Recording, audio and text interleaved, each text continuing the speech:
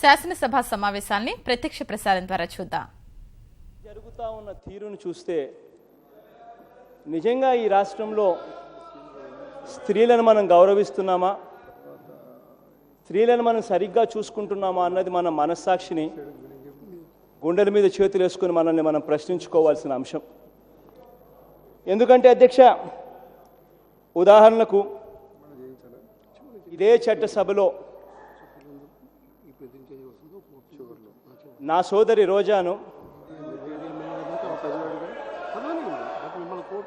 రోజమ్మను rules ఒప్పుకోకపోయినా సంవత్సరం పాటు శాసనసభ నుంచి సస్పెండ్ చేశారు.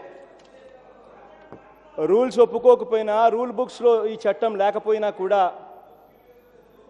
చట్టసభలు చేసే ఇదే సభలో చట్టాలను ఉల్లంఘిస్తూ ఒక మహిళా ఎమ్మెల్యేను సస్పెండ్ చేసిన ఘన చరిత్ర ఈ శాసనసభకే. నిజంగా ఇదే ఆంధ్ర రాష్ట్రంలో వనజాక్షి అన్న ఒక ఎంఆర్ఓను ఇసుక మాఫియాకు అడ్డు తగులుతా ఉందని జుట్టు పట్టుకొని ఈడ్చుకొని ఒక శాసనసభ్యుడు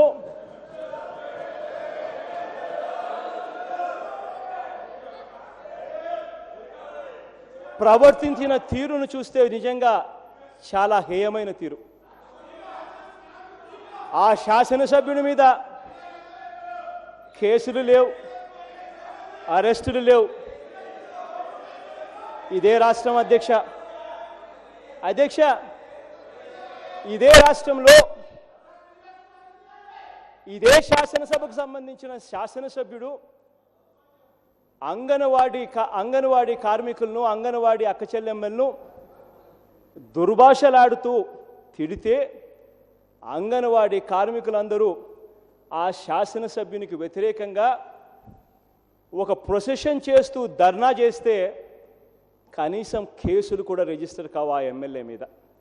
మన రాష్ట్రంలోనే అధ్యక్ష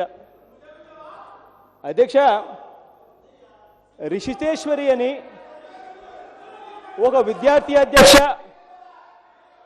నాగార్జున విశ్వవిద్యాలయంలో ఆర్కిటెక్చర్ కళాశాలలో చదువుతున్న ఈ విద్యార్థిని కామాంధులు, అధికార పార్టీకి చెందిన కామాంధులు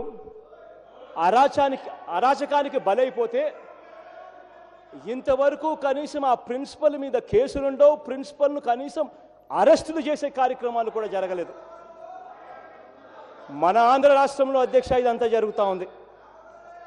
అధ్యక్ష, విజయవాడ అంటే మన రాజధాని అధ్యక్ష, మన రాజధానిలో విజయవాడలో వడ్డీ వ్యాపారం పేరిట